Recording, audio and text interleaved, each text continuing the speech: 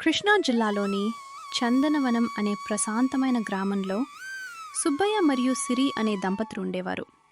సుబ్బయ్య ఎంతో మంచివాడు.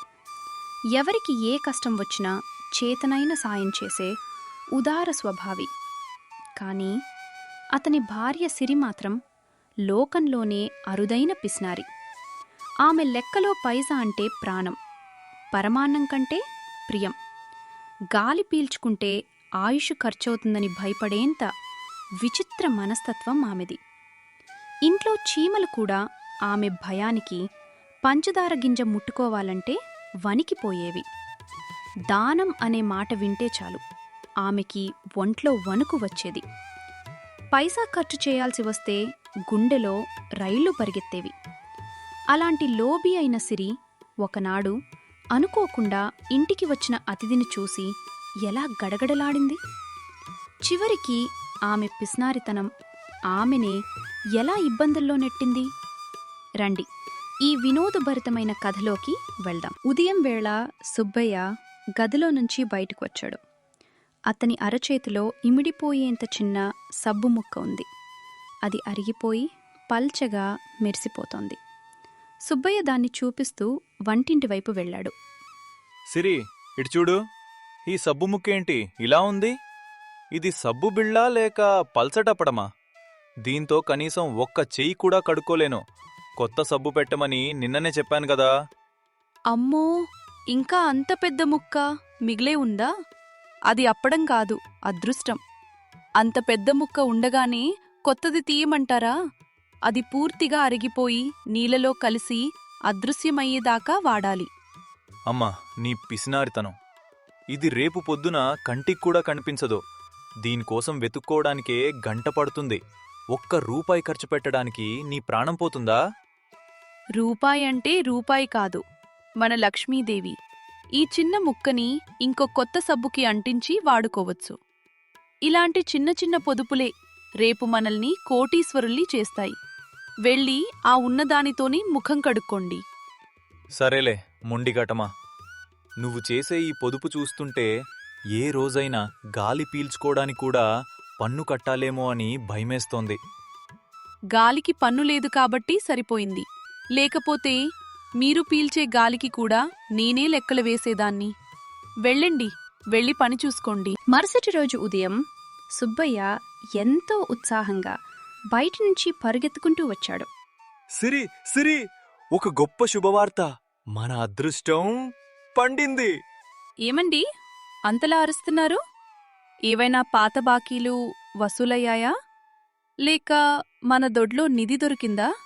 డబ్బులు కాదు సిరి, అంతకంటే గొప్ప వ్యక్తులొస్తున్నారు. మా పెదనాన్నగారు కాశీక్షేత్రం వెళ్ళొస్తూ ఈరోజు మన ఇంటికొస్తున్నారు. ఆయన ఎంతో పెద్దాయన. మన ఇంట్లో భోజనం చేయడం మనకి పుణ్యం. అయ్యో రామా, పుణ్యం సంగతి దేవుడెరుగు. మన పుంజీ ఖాళీ అయిపోతుంది. కాశీనుంచి వస్తున్నారంటే ఆయనకి ఆచారాలు ఎక్కువ ఉంటాయి. స్వచ్ఛమైన ఆవునేయి కావాలి, మంచి గడ్డ పెరుగు కావాలి. పిండి వంటల్లేనిదే ఆయన ముద్ద ముట్టరు. ఇప్పుడు వీటన్నిటికీ డబ్బులు ఎక్కడ్నుంచి తేవాలి? అతిథి అంటే దేవుడితో సమానం. అది కూడా మన పెదనాన్నగారు. నువ్వు కంగారు పడకో, లోటు లేకుండా చూసుకోవాలి. నేనిప్పుడే సంతకి వెళ్ళి మేలురకం సామాన్లు తెస్తాను.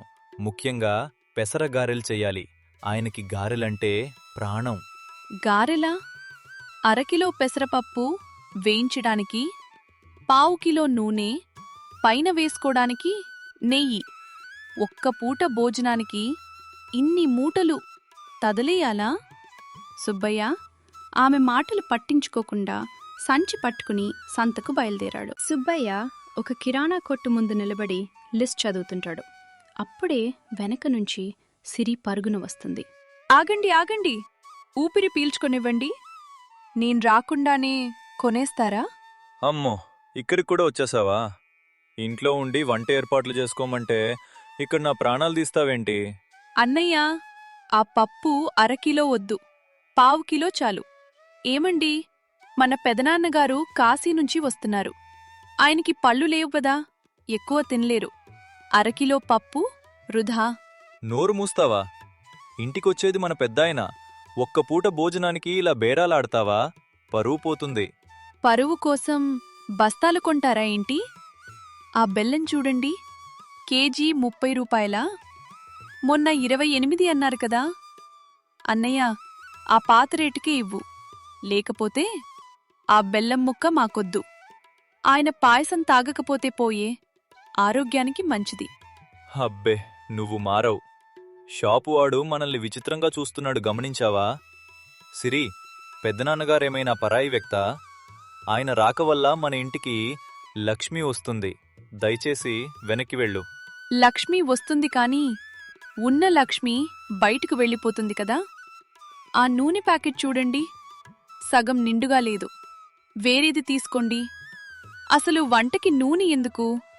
నీళ్లు పోసి ఉడకబెడితే వంటలు అద్భుతంగా ఉంటాయని మా అమ్మ చెప్పేది. సిరి, ఇక చాలు. నువ్విక్కడ ఉంటే నేనేమీ కొనలేను. మర్యాదగా ఇంటికి వెళ్ళి పొయ్యి వెలిగించు. నేను వస్తువులు తీసుకుని వస్తున్నాను. ఒక్క మాట మాట్లాడకుండా వెళ్తావా లేదా? సరేలేండి, నా పొదుపు మీకేం అర్థమవుతుంది? వచ్చేటప్పుడు బస్ ఎక్కకండి, నడుచుకుంటూ రండి. ఆ 5 రూపాయలు మిగులుతాయి. వెళ్ళు, ముందు ఇక్కడ్నుంచి వెళ్ళు. సిరి గొనుక్కుంటూ ఇంటికి బయలుదేరింది. సుబ్బయ్య మాత్రం తల పట్టుకుని మళ్ళీ ఆ షాపు వాడికి సారీ చెప్పి సామాన్లన్నీ కొని సంచి నింపుకుని ఇంటికి బయలుదేరాడు. వంట మొదలైంది. సిరి తన పొదుపు విద్యను ప్రదర్శించడం మొదలుపెట్టింది. గ్యారెల కోసం తెచ్చిన పప్పులో సగం తీసి దాచేసింది. మిగిలిన పిండిలో చవకబారు, బియ్యపు నూకలు కలిపింది. పాయసంలో చిక్కటి పాలకు బదులు లోటాడు నీళ్లు పోసింది. వేడి వేడి గ్యారెల మీద వేయడానికుంచిన నెయ్యిలో సగం ఆముదం కలిపింది. ఆమె చేతుల్లో వంటగది పొదుపు ప్రయోగశాలగా మారిపోయింది. ఆహా, ఎంత తెలివినాది! ఈరోజు వంటలో కనీసం 2 వరహాల సామాన్లు మిగిల్చాను. ఆ ముసలాయనికి మాత్రం ఇది కాశీలో కూడా దొరకని బ్రహ్మాండమైన విందు అని చెబుతాను. ఈయనకి తెలీదు, నా పొదుపే మన ఇంటికి శ్రీరామరక్ష. సిరి ముఖంలో విజయం చిరునవ్వు. కాని ఆమెకు తెలీదు, ఆ పొదుపు యుక్తులు ఇంకా కొద్దిసేపట్లోనే ఎలాంటి గందరగోళానికి దారితీస్తాయో. పెదనాన్నగారు ఒక చేతిలో పెద్ద మూట పట్టుకుని మెల్లగా నడుచుకుంటూ ఇంటి ముందుకొచ్చారు. ఎరా సుబ్బయ్య, బావున్నావా? కాశీ నుంచి మీకోసం ప్రసాదం, పళ్ళు, అంతేకాకుండా ఈ ఊర్లో దొరకని ఖరీదైన మిఠాయిలు కూడా తెచ్చాను. ఖరీదైన మిఠాయిలు అన్న మాట వినగానే సిరికళ్ళు దీపాల్లా మెరిశాయి. ఆయన పాదాలకు నమస్కారం చేయడం కంటే ముందే ఆ మిఠాయిల మూటను చాకచక్యంగా లాక్కుని ఎవరికీ కనిపించకుండా వంటింట్లో దాచేసింది. పుణ్యం కోసం వచ్చిన అతిథి కాని సిరిదృష్టి మాత్రం మిఠాయిలపైనే నిలిచిపోయింది. అందరూ భోజనానికి కూర్చున్నారు. వేడివేడి గారెలు వడ్డించబడ్డాయి. పెదనాన్నగారు ఒక గారె కొరికారు. టక్ అని గట్టిగా శబ్దం వచ్చింది. ఏరా సుబ్బయ్య, మీ ఆవిడ గారెలు వండిందా లేక ఇళ్ళకి వేసే పునాది రాళ్లు వండిందా? ఇది కొరికితే నా పన్ను ఊడేలా ఉందే. అయ్యో పెదనాన్నగారు, అవి పెసరపప్పుతో చేసినవే. కాకపోతే కాసేపు గాలి కారిపోయి కొంచెం గట్టిపడ్డాయేమో. సుబ్బయ్య కొంచెం విసుగ్గా సిరిని చూసి, ఏమైంది అలా చూస్తూ ఉన్నావేంటి? గారెల మీద వేయటానికి నెయ్యి తెచ్చిపెట్టు అని చెప్పాడు. సుబ్బయ్య, నాకు అలవాటుంది. నేను ఎవరింట్లో భోజనం చేసినా ఆ ఇంట్లోని ఇల్లాలు ఎంత స్వచ్ఛమైన మనసుతో వడ్డిస్తుందో చూస్తాను. ఎవరైతే కల్తీ లేని మనసుతో స్వచ్ఛమైన నెయ్యితో వడ్డిస్తారో వారికి ఇవ్వడానికి నా దగ్గర ఈ 100 బంగారు వరహాల మూట ఉందుంది. 100 బంగారు వరహాలు అన్న మాట వినగానే సిరి కళ్ళు ఆశతో మెరిశాయి. కాని ఒక నిబంధన, ఈ నెయ్యి కాని ఈ వంటలు కాని కల్తీవి అని తెలిస్తే ఈ బంగారు నాణేలన్నీ మాయమైపోతాయి. చెప్పు అమ్మా, ఇది స్వచ్ఛమైనదేనా? అది పెదనాన్నగారు, నా పిచ్చితనం వల్ల నెయ్యిలో ఆముదం కలిపాను, పాయసంలో నీళ్లు పోశాను, గారెల పిండిలో నూకలు కలిపాను. నన్ను క్షమించండి. ఆ బంగారు మూట మాత్రం దూరం చేయకండి. పెదనాన్నగారు నవ్వుతూ ఆ మూటను విప్పారు. అందులో బంగారం కాదు, పాత రాళ్ళు, తుప్పు పట్టిన ఇనుప ముక్కలు మాత్రమే ఉన్నాయి. చూసావమ్మా, నువ్వు వడ్డించిన గ్యారెలు ఎంత గట్టిగా ఉన్నాయో. నా మూటలోని రాళ్లు కూడా అంతే గట్టిగా ఉన్నాయి. నువ్వు నాకు నీళ్ల పాయసం ఇచ్చావు, నేను నీకు ఈ పనికిరాని రాళ్లని ఇచ్చాను.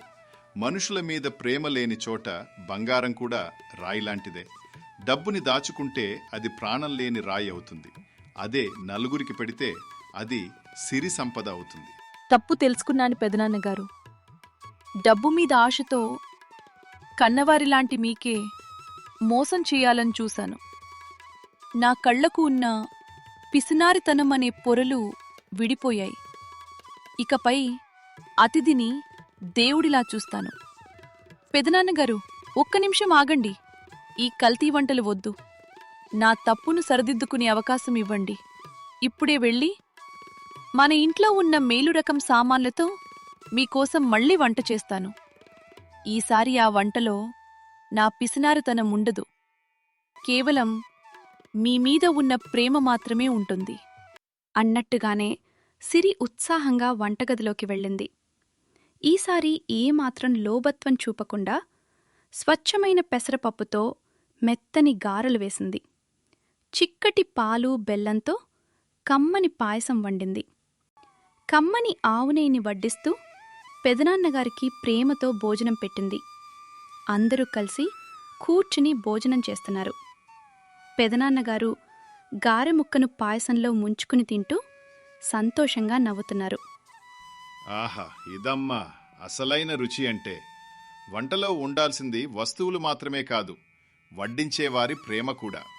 ఇప్పుడు నా కడుపు నిండింది, మనసు కూడా నిండింది. నువ్వు నిజంగానే అన్నపూర్ణవి అనిపించుకున్నావు తల్లి. చూసావు సిరి, డబ్బులు ఖర్చు పెడితే తరిగిపోతాయనుకున్నావు, కానీ ఈరోజు నువ్వు పెట్టిన ఈ విందు వల్ల మన ఇంట్లో సంతోషం ఎంత పెరిగిందో చూడు. అవునండి, 10 మందికి పెడితే వచ్చే ఆ తృప్తి ముందు 100 బంగారు వరహాలు కూడా తక్కువే. ఆ రోజు నుంచి సిరి పూర్తిగా మారిపోయింది. అవసరానికి తగ్గట్టు ఖర్చు చేస్తూ, ఇంటికి వచ్చిన వారిని ఆదరిస్తూ ఆ ఊర్లోనే గొప్ప ఇల్లాలుగా పేరు తెచ్చుకుంది. ధనం దాచుకుంటే మట్టితో సమానం. 10 మందికి పెడితేనే అది అక్షయ పాత్రలా పెరుగుతుంది. అతిథి మర్యాద మన సంస్కృతికి నిదర్శనం.